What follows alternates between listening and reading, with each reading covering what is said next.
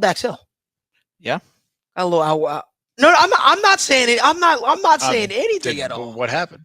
I just saying people. Did I miss something? No, people are making a big deal today. He had a nice breakup in practice, playing outside corner. DJ Turner did too. I'm not saying it. I'm just saying they said Dax Hill has been showing up. I hope Dax Hill balls out at outside corner. I hope he puts all my worries and fears about outside corner to rest. I do.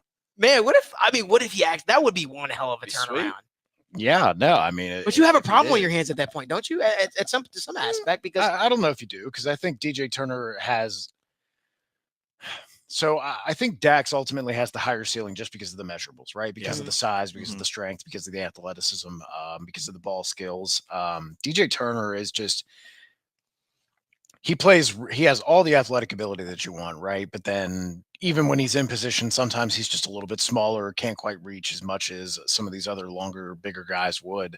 So that just naturally limits the upside you have with him. I think he has the higher floor and the lower ceiling than Dax, but also the Dax has like a really low floor and also a high ceiling potential. So if Dax is that lottery ticket that hits, that's great. And if not, then I think DJ Turner is going to be fine as, corner 2 for another year or 2 or 3 or 5. Yeah, I feel like DJ Turner is going to be a solid player in the league. He's just never going to be that shut down corner or guy who can always, sometimes you're just going to be in perfect position. And we know even when you have good defenders, right? Like when good offense beats good defense, right? If you have a perfectly thrown ball in the perfect place where you can't reach it, that's just part of the game. You should talk about that more, though, because I feel like sometimes when you hear, oh, this guy might not be a shutdown corner in the league, it has such a negative reaction.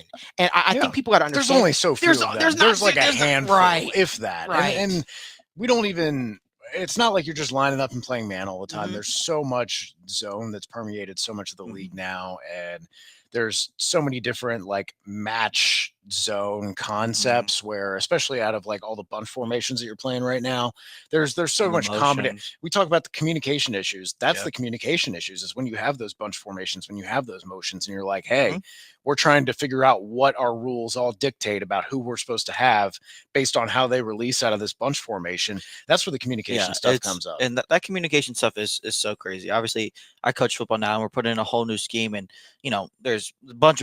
And if one person's a second late on the communication, somebody is wide the hell open. Right. So I think that's it's kind of interesting. Well, you have the outside guy in the bunch, and then suddenly he comes around the other two guys and he comes on the inside. And now he's the inside guy, and you're like, well, I was already turned around taking the other guy because I was supposed to have him, and like you said, so that's a big part of it. But yeah, I feel like you said, sometimes people take that to heart in the wrong way, right? Where it's like besides Jalen Ramsey and not even Jalen Ramsey anymore, Jair Alexander. And that's the thing too, is you're up and down at corner play, right? So much of injury and interception luck and everything else. So out of like you said, Jair Alexander, AJ Terrell is a guy who's kind of top. Pat Surtain might be the only one who I'm like, hey, you're in, you're out. I feel really good. Sauce Gardner probably. So those are the only guys I'd say are kind of in that conversation of like, hey, they could be shut down, but you're playing so much sides of field and not shadowing guys anymore. It's not really just like, oh, hey, it's Darrelle Revis versus, AJ Green this week. Here we go. Let's shut down an entire side of the field and see what happens.